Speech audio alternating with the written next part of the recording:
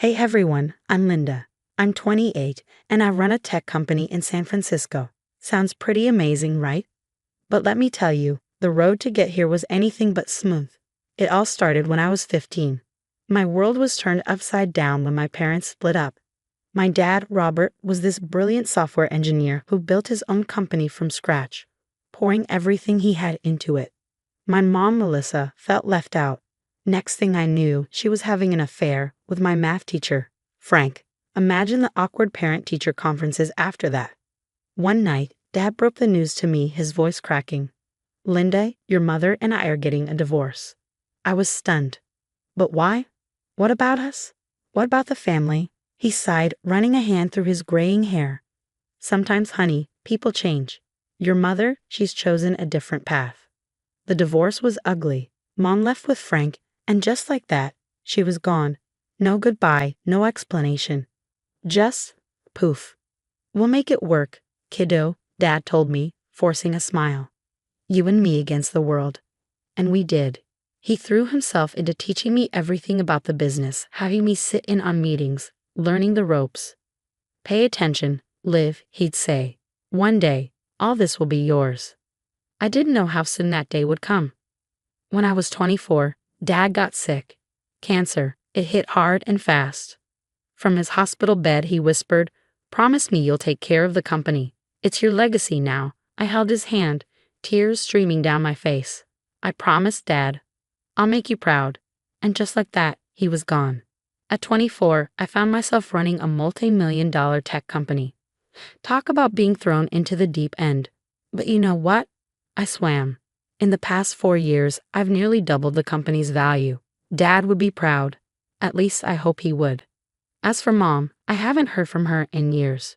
She has a new family now with Frank, twins named Michael and Emma. They're 10. I think, though, we've never met. Maybe that sounds harsh, but after what she did, can you blame me? Miss Reeves, your 2 o'clock is here. My assistant's voice crackles over the intercom, snapping me back to the present. Thanks, Sarah. I'll be right there, I reply, straightening my blazer. I take a deep breath, pushing away the memories. This is my life now. CEO of Reeves Tech, carrying on my father's legacy. It's not always easy, but I wouldn't have it any other way. As I head to the meeting, I catch a glimpse of myself in the mirror. I see Dad's determination in my eyes, his strength in my stance. I've come a long way from that heartbroken 15-year-old girl, ready to change the world. I ask my reflection, a small smile playing on my lips. Yeah, I think I am. Watch out, world. Linda Reeves is just getting started. Later that day, I'm at my desk, sipping my morning coffee when my phone pings. I nearly choke when I see the sender, Melissa Tanner, my estranged mother. What could she possibly want after all these years? My hand shakes as I open the email. The words blur, but their meaning is clear. Melissa and Frank are dying. 6 months to live, and they want me to split Dad's company with their kids. You've got to be kidding me, I mutter, slamming my mug down. My assistant, Sarah, pokes her head in. Everything okay, Miss Reeves? I shake my head. No, not really. Can you get Mike from legal up here? 20 minutes later, Mike's reading the email, his brow furrowed. What do you think? I ask, pacing. Legally, they don't have a leg to stand on. The company's yours, fair and square, he says. I run a hand through my hair, but morally, they're dying, Mike. And those kids, they're innocent in all this. He nods, but reminds me, remember what your mother did. The affair, abandoning you and your dad. Are you sure this isn't just another ploy? His words spark something in me. He's right. I need to be sure. I grab my phone and dial a number I haven't used in years. Michael, it's Linda Reeves. I've got a job for you. Michael, my go-to private investigator. If anyone can get to the bottom of this, it's him. 3 days later, I'm blindsided again. Michael's report confirms it. Melissa and Frank are terminally ill. I'm lost in thought when Sarah bursts in. Miss Reeves, there's a situation downstairs. The employees, they heard about the email. My heart sinks. How? I don't know, but they're worried, talking about job security, the future of the company. I take a deep breath. Okay, call an emergency meeting. All department heads now. An hour later, I'm facing a room full of anxious faces. I know you've all heard rumors, I begin. Yes, my mother has made a request regarding the company, but I want to assure you, nothing's changing. This company, your jobs, they're safe. Tom from marketing raises his hand. But if you split the company, that's not happening. I cut him off firmly. This company was my father's life's work. It's my legacy. I won't let anyone threaten that. The room relaxes, but I can still feel the tension. Later that night, alone in my office, I stare at a photo of Dad and me. What would you do, Dad? I whisper. My phone rings, jolting me out of my thoughts. It's an unknown number.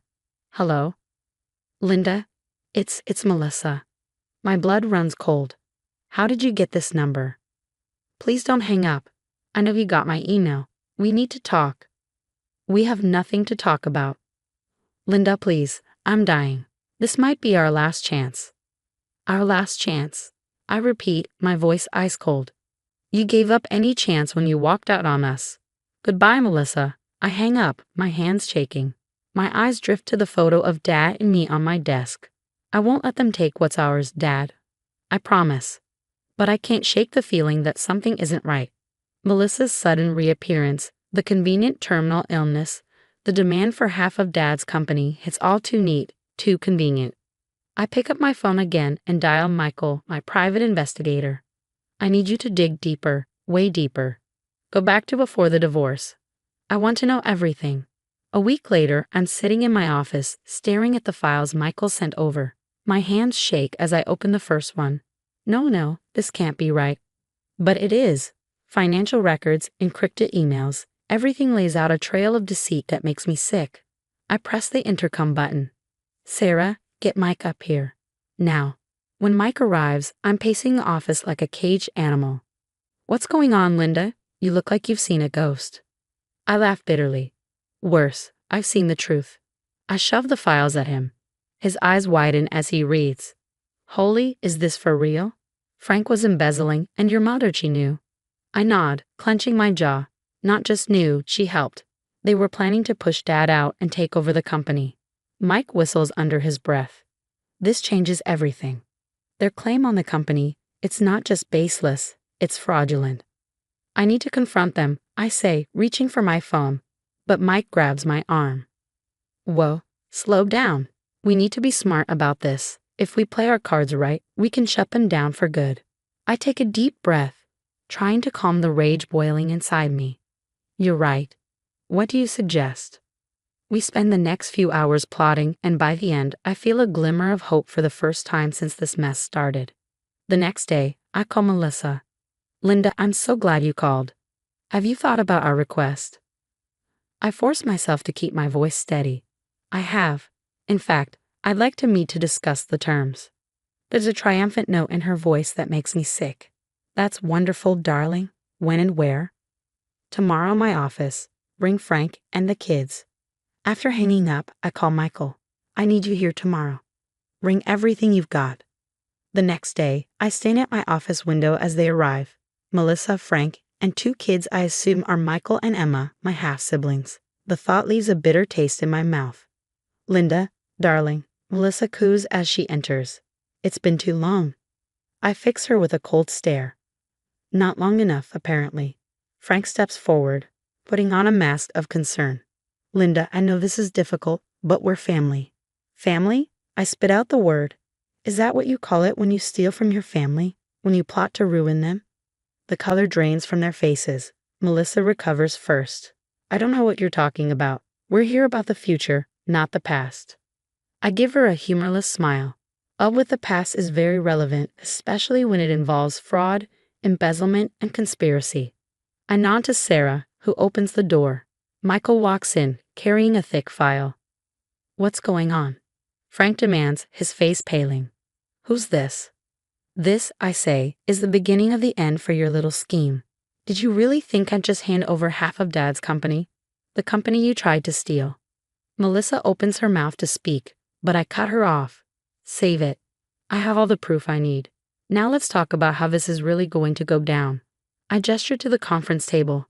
Please, take a seat. Melissa and Frank exchange nervous glances before sitting down. They look around, noticing for the first time the unexpected crowd that has gathered. Linda, Who are all these people? Melissa hisses, her voice wavering. I smile coolly. Oh, just some interested parties. You wanted to discuss the company's future, right? Well, these folks have a stake in that too. I nod to Sarah, who starts the presentation. As damning evidence flashes across the screen, I watch the color drain from Frank and Melissa's faces. I address the room, my voice steady. As you can see, we have clear evidence of embezzlement and conspiracy dating back years. A representative from the SEC leans forward, eyes locked on Melissa and Frank. Miss Reeves, he says gravely, this is very serious. We'll need to launch a full investigation immediately, the SEC representative declares. Frank jumps up, face flushed with anger. Now, wait just a minute. You can't. Sit down, Mr. Walker. I cut him off, voice steady. We're just getting started. I continue revealing the entire sordid plan. How they plotted to push my father out, the affair, every betrayal. With each revelation, Melissa and Frank sink further into their seats. Linda, please, Melissa pleads, her voice wavering. We can explain. Save it, I snap, my tone unyielding. I'm not finished. I turn to the twins, Michael and Emma, who look stunned. I'm sorry you got dragged into this, but there's something else you need to know. I slide a DNA test across the table. Frank isn't your biological father. The room erupts in chaos. Frank lunges toward Melissa, fury blazing in his eyes, while board members shout in disbelief. The SEC rep steps aside, already dialing his phone. I slam my hand on the table. Enough. The room falls silent. Here's what's going to happen. I say, my voice cold and resolute. The SEC will conduct a full investigation. Your assets will be frozen. And you? I fix my gaze on Melissa and Frank. Will face the consequences of your actions. The board chairman stands, his voice filled with emotion. Miss Reeves, I speak for all of us when I say you have our full support. Your father would be proud. As security escorts Melissa and Frank out of the building, I feel an immense weight lift from my shoulders. It's over. But as I watch them go, my thoughts drift to Michael and Emma, who look lost, caught in the crossfire of their parents' mistakes. A month later, I'm sitting at my desk, signing papers for the Robert Reeves Foundation, a new charity dedicated to supporting children affected by divorce. Are you sure about this, Linda? Mike asks, watching me closely. You don't owe them anything. I pause, thinking of Dad. It's not about owing. I reply, a soft smile tugging at my lips. It's about healing, and maybe helping prevent others from going through what I did. That evening, as I leave the office, I feel lighter than I have in years. Dad's company is thriving, justice has been served, and I'm turning my pain into something positive. I look up at the night sky, feeling Dad's presence. We did it, Dad, I whisper. Your legacy is secure, and I'm finally free. I climb into my car, ready for whatever comes next. The past no longer haunts me, and the future, it's looking brighter than ever.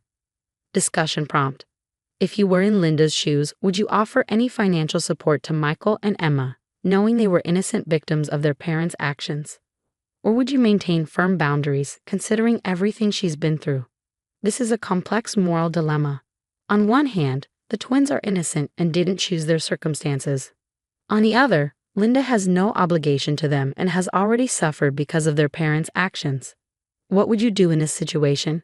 Would you extend help or stand firm? Share your thoughts below.